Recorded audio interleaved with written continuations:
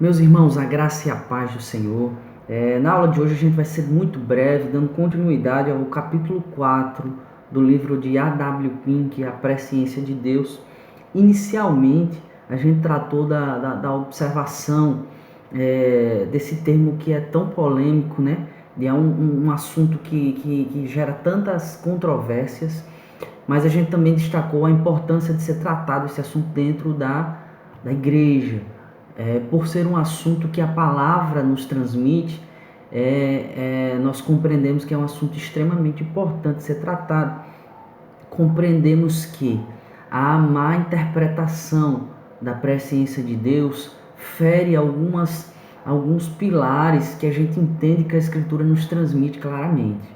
Quais são eles? A eleição de um Deus soberano, de um Deus que escolhe baseado única e exclusivamente na sua soberania, não baseado em obras, não baseado na fé do ser humano, mas unicamente baseado na sua graça.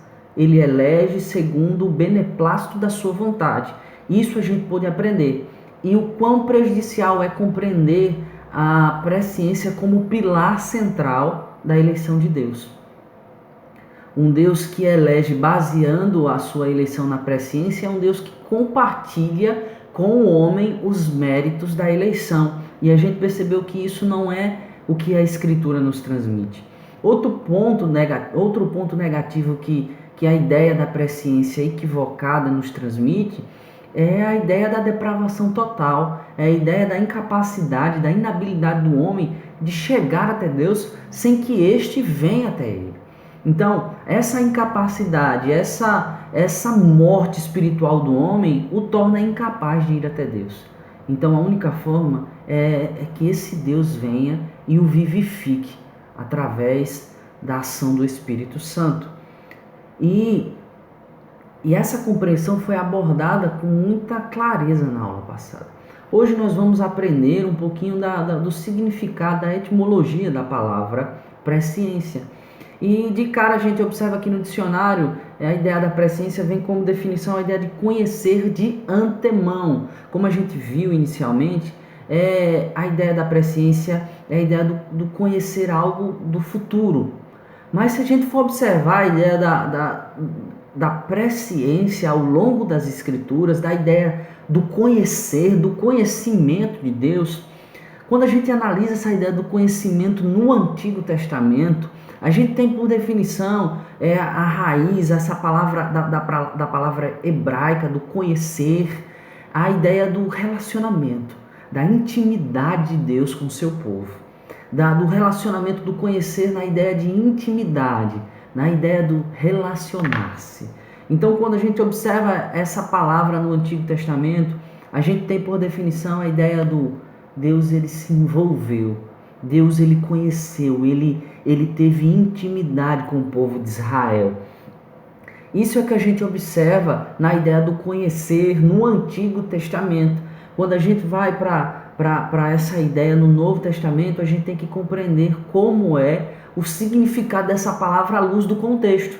Não apenas o seu significado de uma maneira isolada do texto, não. Quando a gente entende a regra da hermenêutica, a gente percebe que eu só posso dar significado a um determinado termo quando eu o analiso à luz do seu contexto. Isso é o que o autor A.W. Pink ele nos sugere nessa segunda parte do tema presciência de Deus. E ele cita como exemplo 3 palavrinhas. A primeira, carne, o seu significado que às vezes parece tão óbvio, mas que não é tanto. Precisa se analisar o seu contexto ao longo das Escrituras. O significado da palavra carne, ele tem várias implicações, e não apenas um significado apenas. Então, a palavra mundo, que é muito utilizada no Evangelho de João, também que tem-se vários significados dependendo do seu contexto, certo? A palavra mundo, ela vai significar povo, raça, língua, nação. A palavra mundo, ela em algumas situações, ela vai ter implicações diferentes. Por exemplo, quando é dito que o mundo jaz no maligno, o mundo Que mundo é esse? É cada indivíduo? A que se refere esse mundo? Aquela compreensão de que diz que o Espírito Santo veio trazer ao mundo a convicção do pecado, da justiça e do juízo. Ele trouxe a cada indivíduo essa compreensão. Quando João Batista ele se depara com Cristo, ele diz: eis o Cordeiro de Deus que tira o pecado do mundo. É o mundo inteiro. Existem pessoas que ainda cometem pecado, existem pessoas ímpias que não são lavadas e remidas pelo sangue de Jesus? É claro que sim. Então, essa compreensão de mundo, ela só é possível através do contexto, não apenas do significado isolado da palavra. O autor ele transmite essa compreensão. E é isso que nós temos que ter em mente quando formos tratar dessa ideia da presciência de Deus. A palavra presciência, pré-conhecimento, ela não tem, ela não se acha no Antigo Testamento exatamente nesse significado, pré-conhecimento. Antes a gente observa a ideia do conhecer, como eu havia dito, do saber, a sabedoria de Deus, um Deus que conhece todas as coisas, e também como um Deus que se relaciona com o seu povo. Isso é o que o autor ele transmite, é essa compreensão. Algo que é extremamente importante observar é que a ideia da presciência, do pré-conhecimento de Deus, ele quando se é referido no Novo Testamento, essa palavra nunca é empregada na ideia de um Deus que conhece apenas os eventos ou ações dos homens. Em lugar dessa definição, quando a gente observa a palavra presciência, como ela está sendo relacionada, ela sempre se refere a pessoas, não às atitudes da pessoa, mas ao Deus que conhece a pessoa. Pessoas que Deus declara que de antemão conheceu ou pré-conheceu, não as ações dessas pessoas. Não sei se vocês estão me compreendendo. Não é que Deus não sabia, porque Deus sabe das ações de cada pessoa. Mas o fato é que sempre que essa palavra ela está sendo colocada nas Escrituras, ela está sendo relacionada ao Deus que conhece a pessoa, não um Deus que conhece as atitudes, as ações dessa pessoa. Ele vai trazer 3 referências no Novo Testamento em que essa palavra está relacionada.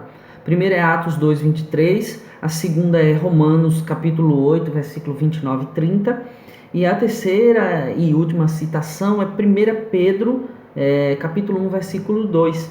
E todas essas citações o autor faz questão de dizer: nenhuma dessas passagens, ou seja, não há base bíblica para alguém afirmar que Deus ele pré-conheceu os atos de certas pessoas, a saber, o seu arrependimento ou a sua fé, e que devido a esses atos ele as escolheu ou ele as elegeu.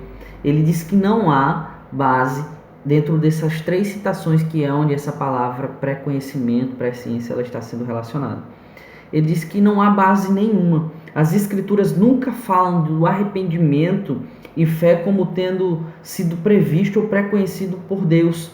Na verdade, ele sabia desde a eternidade que certas pessoas se arrependeriam e creriam. Deus ele já sabia. Entretanto, não é a isto que as Escrituras se referem como objeto da presciência de Deus. Esta palavra se refere uniformemente ao pré-conhecimento de pessoas. Portanto, conservemos o modelo das Escrituras, na palavra de Deus. Isso é o que o autor ele nos transmite ao longo dessa aula. Ele vai falar um pouco sobre decretos. Foi o que a gente já observou em aulas anteriores, o Deus que decreta todas as coisas, que nada pega Deus de surpresa, nada pega Deus desapercebido. Ou Deus constantemente não tem que mudar as coisas pelas ações humanas. Não. Deus ele sabe todas as coisas e ele já decretou todas as coisas. Nada foge do controle de Deus. Inclusive no que se refere à soteriologia, à doutrina da salvação. Então, resumidamente, o que a gente pode absorver dentro dessa aula?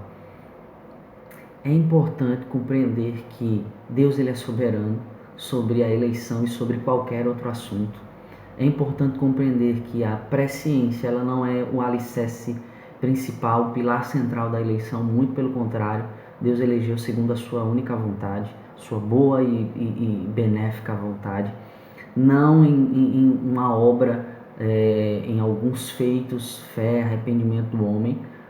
Sendo assim, o homem teria uma participação, coisa que nós não enxergamos ao longo da Escritura, é pura graça.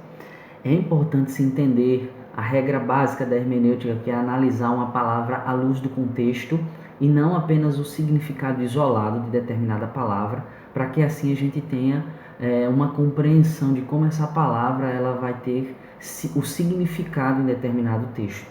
Acho que de uma maneira bem simples seria essa a aula da presciência de Deus e um resumão do que significa o pré-conhecimento. O pré-conhecimento de Deus. No Antigo Testamento não se tem pré-conhecimento, sim um Deus que conhece, que sabe, que ama, que se relaciona, que tem intimidade. No Novo Testamento, a palavra pré-conhecimento, as 3 referências que o autor faz, ela sempre está ligada a um Deus que conhece a pessoa e não está relacionada a um Deus que pré-conheceu as ações. Nunca está ligado às ações e sim a um Deus que conhece determinada pessoa. Tá certo, meus irmãos? Eu espero que vocês tenham compreendido aí e que Deus possa abençoar a tua vida e que a cada dia você possa crescer na graça e no conhecimento do Senhor. Deus te abençoe. Fica na paz.